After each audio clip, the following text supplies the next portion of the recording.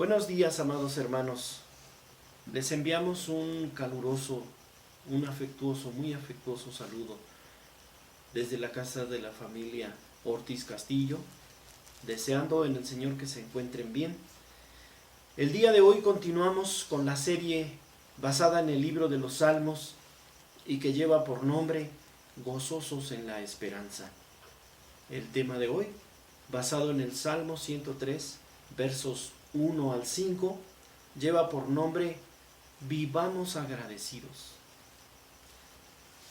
Como ya se llevó a cabo la lectura del Salmo, voy a comenzar comentando con ustedes que todas las personas, todos los seres humanos, tenemos constantemente una conversación con nosotros mismos. Es la manera en la que estamos pensando, hablando con nosotros. ¿Y si hubiera hecho yo esto? ¿Y si hubiera dicho lo otro? ¿O por qué no se diera en esta otra circunstancia para que yo pudiera? Pero estamos como teniendo una conversación. De hecho, algunas veces vemos a personas que van caminando en la calle o en algún lugar y están pensando y están haciendo gestos y moviendo las manos. Mi esposa dice que yo a veces hago eso. Entonces es una manera en la que pensamos. Y de esa manera en la que siempre estamos conversando con nosotros mismos, depende mucho nuestro estado anímico. Hay personas que constantemente están pensando en violencia.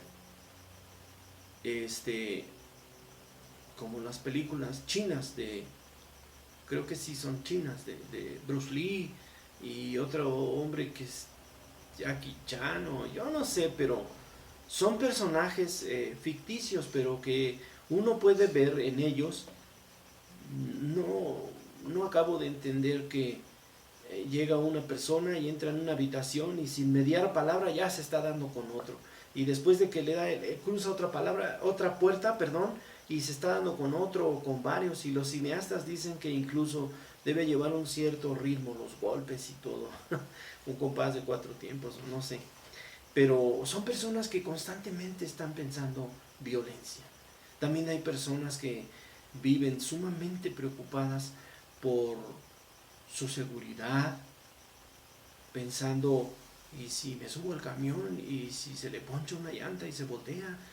Entonces, esa conversación que sostenemos con nosotros mismos está relacionada directamente con nuestro estado anímico.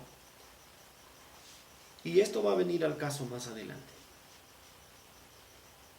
De esta forma es que está escrito este salmo. Es una conversación entre el salmista consigo mismo. Está hablando con él mismo. Y también posteriormente comienza hablándose a sí mismo, exhortándose a sí mismo, y comienza a enumerar algunos motivos, algunas razones por las cuales estar agradecidos con Dios. Entonces, ese es el análisis que haremos esta mañana de este salmo, partiendo de que este salmista escribió de esa manera. La última vez que compartí con ustedes, hablamos acerca de Habacuc, al que algunos le llaman el profeta filósofo. ¿Por qué razón? Porque su profecía no estaba dirigida en sí a un pueblo, a una ciudad, a alguna nación o a alguna persona, como las demás profecías, sino que era más bien una conversación entre él y Dios. Y él hablaba de por qué la injusticia y de algunas cosas que él veía, y finalmente el Señor le contestó y le dijo, escribe la visión, y entonces habló de las cosas por venir. De la misma manera que podemos leer ese libro y tener una mejor comprensión, este salmo parte de una conversación del salmista, según la propia escritura que fue David, consigo mismo. Oremos. Señor, te damos muchas gracias en esta hora, porque es a través de tu palabra que tú nos alimentas. Es a través de tu palabra, Señor, que tú guías nuestras vidas. Es a través de tu palabra, Señor, que tú gobiernas tu iglesia y gobiernas nuestras vidas. Por ello, nos interesa mucho, Señor, que tengamos siempre el entendimiento correcto, que tu Espíritu Santo hable a nuestras vidas, nos unja, tengamos oídos para oír y comprendamos, Señor, en esta hora este hermoso mensaje de tu palabra, y en todo tu nombre sea glorificado. Amén. En el verso 1, el salmista se exhorta a sí mismo a bendecir a Jehová con todo su ser. Literalmente dice: bendice alma mía a Jehová, y bendiga todo mi ser su santo nombre. Hay veces que ciertos actos son tomados por el hombre como bendecir a Dios. Y en nuestros tiempos se ha dado mucho. Bueno, últimamente, en mis tiempos no era así. Mejor digo, en estos últimos tiempos, porque en nuestros tiempos, pues, yo vengo de unos añitos atrás, y conozco desde entonces las iglesias cristianas. Y últimamente se ha dado por tener diversos actos adentro de la iglesia que yo no veo en que alaben y bendigan a Dios. Vi hace no mucho tiempo un video donde colgaron un lienzo y una hermana en leotardo bajaba de ese lienzo y hacía no sé cuántas cosas, y según esto era su adoración. Fuego extraño. Pero el salmista dice: bendiga todo mi ser su santo nombre. Solamente una persona que ha conocido a Dios puede adorarle sinceramente, y no solo de labios.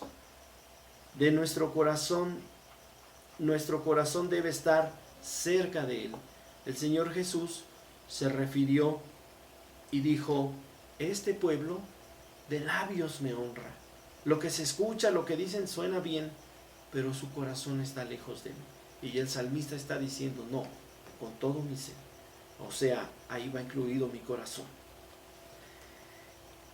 Lo contrario de bendecir al Señor sería quejarse. Y ese acto, esa acción de estarse quejando de todo, es muy común entre las personas que no tienen a Dios, que no tienen esa esperanza, que no tienen ese consuelo de conocer al Señor, que no han nacido de nuevo. Y esas personas sí, constantemente su vida es una queja, y a veces sostenemos con algunas personas conversaciones ligeras, sencillas, meramente pues triviales, y la gente: ay, es que el calor, cómo está haciendo calor, y es que cómo hace frío, y es que también no ha llovido, y ahora está lloviendo mucho, y es una constante queja. Pero lo contrario de ello es bendecir a Dios por todo. Y el salmista también añade, en el verso 2, dice: bendice alma mía a Jehová, y no olvides ninguno de sus beneficios. Tenemos un ejemplo en el Nuevo Testamento, en el libro del Evangelio de Lucas, capítulo 17. Si lo quieren leer, váyanlo buscando. Lucas 17, del verso 11 al 19, nos dice la Escritura que así dice: yendo Jesús a Jerusalén, pasaba entre Samaria y Galilea, y al entrar en una aldea, le salieron al encuentro 10 hombres leprosos, los cuales se pararon lejos. Por su mismo estado no les era permitido aproximarse, era una ley. Y alzaron la voz diciendo: Jesús, Maestro, ten misericordia de nosotros. Cuando él los vio, les dijo: vayan y muéstrense a los sacerdotes, que era lo que la ley decía. Cuando alguien ya había sanado de lepra, el sacerdote tenía la obligación de certificar esa sanidad, de certificar esa salud de esa persona para que pudiera volver a entrar al campamento. Pero era la tarea, una de las muchas tareas de un sacerdote, certificar que una persona ya estuviera limpia. Y Jesús les dijo, vayan y muéstrense como si ya estuvieran. Y lo hicieron, tuvieron esa fe. Y aconteció que mientras iban, fueron limpiados.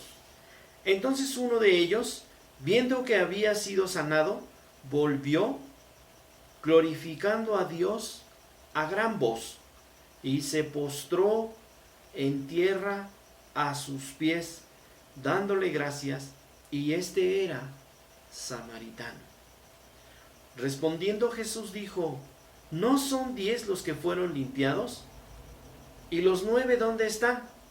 No hubo quien volviese y diese gloria a Dios, sino este extranjero.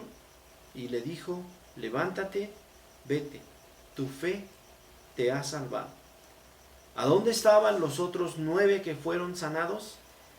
Bueno, muchas veces el creer que merecemos las cosas nos hace ser ingratos. Voy a poner un ejemplo más que nos tocó vivir aquí en mi domicilio.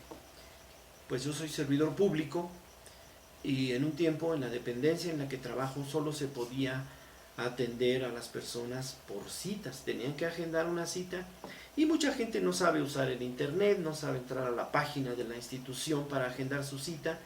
Y a alguien, unas hermanas muy lindas que queremos mucho, vinieron y me pidieron ese favor y con mucho gusto aquí en la computadora y con el internet les agendé una cita, les imprimí su cita para que se presentaran, pero ellas fueron con otras personas, amigos, vecinos, yo no sé, pero me hicieron fama y comenzó a venir gente.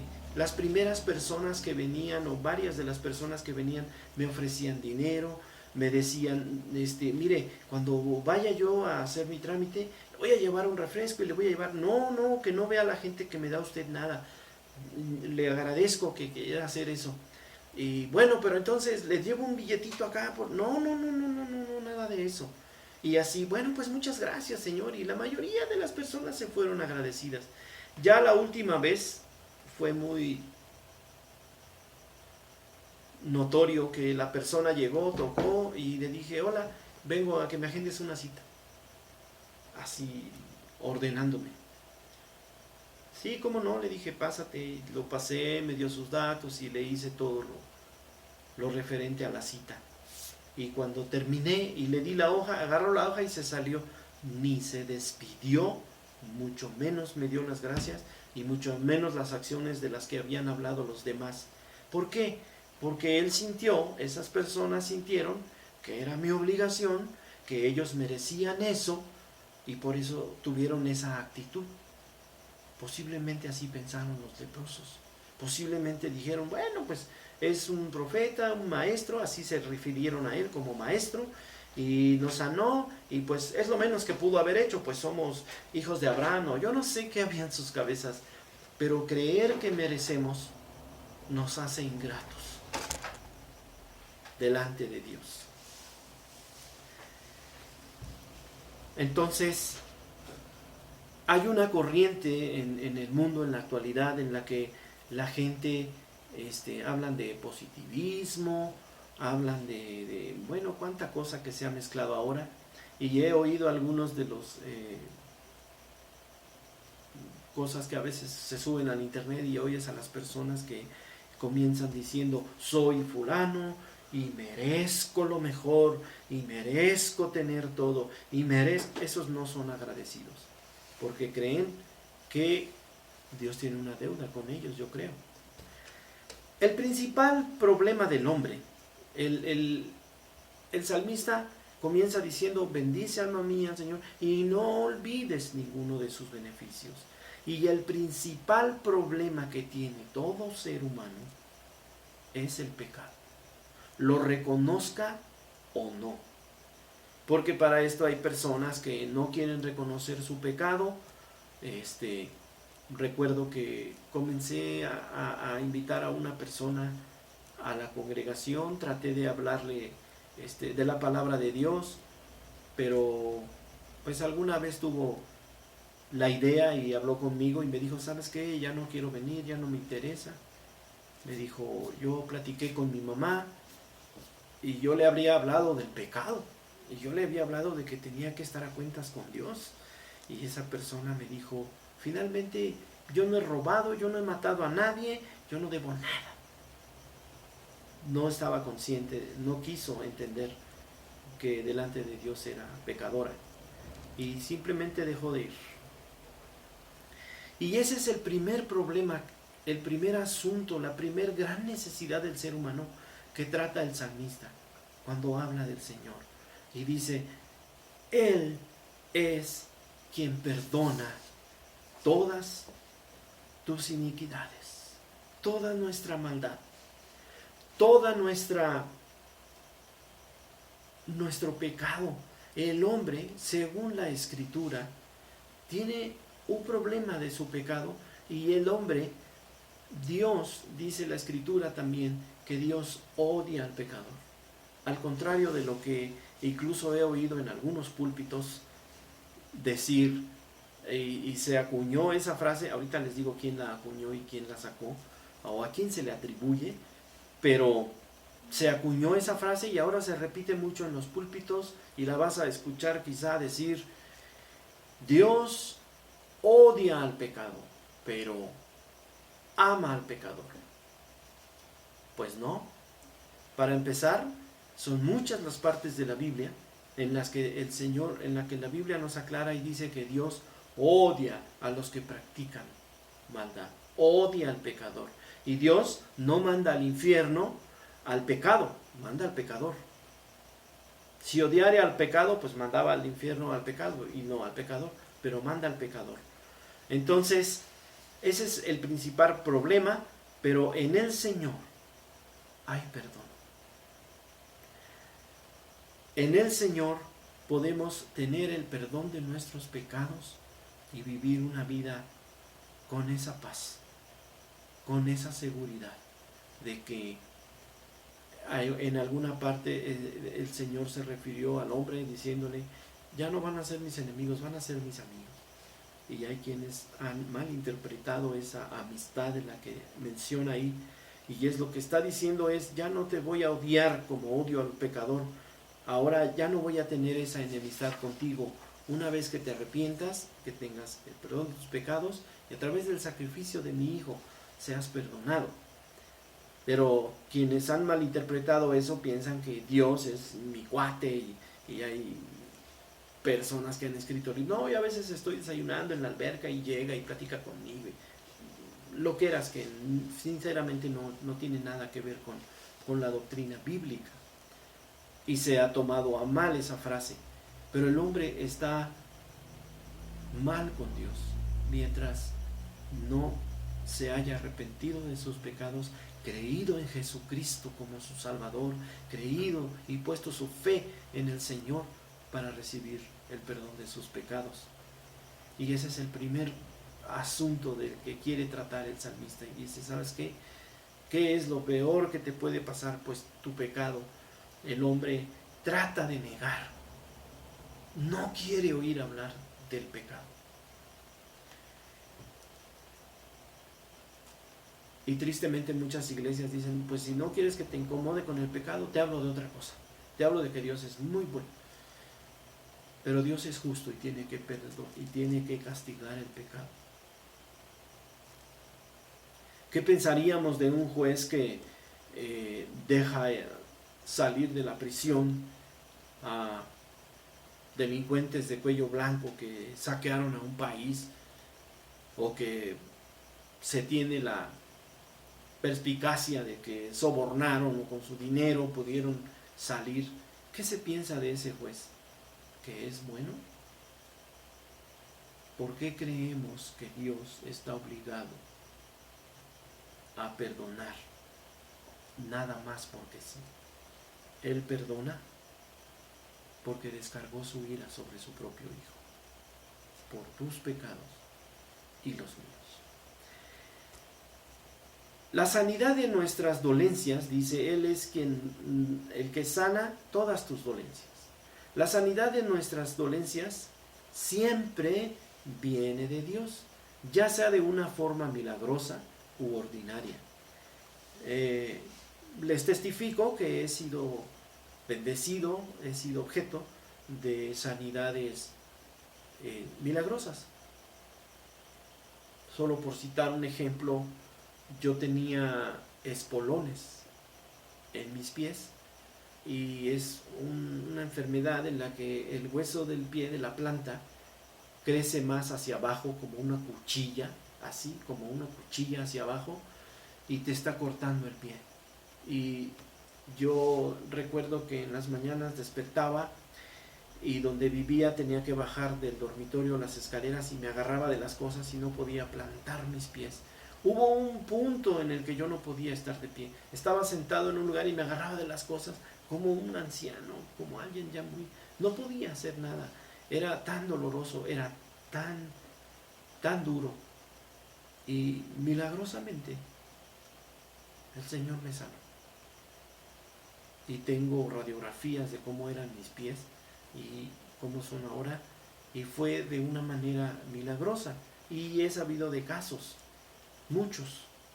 Pero no siempre Dios obra de esa manera. También a través de la forma ordinaria, de la medicina, de la herbolaria, Él le dio a los médicos el entendimiento, al hombre. Todo viene de Dios.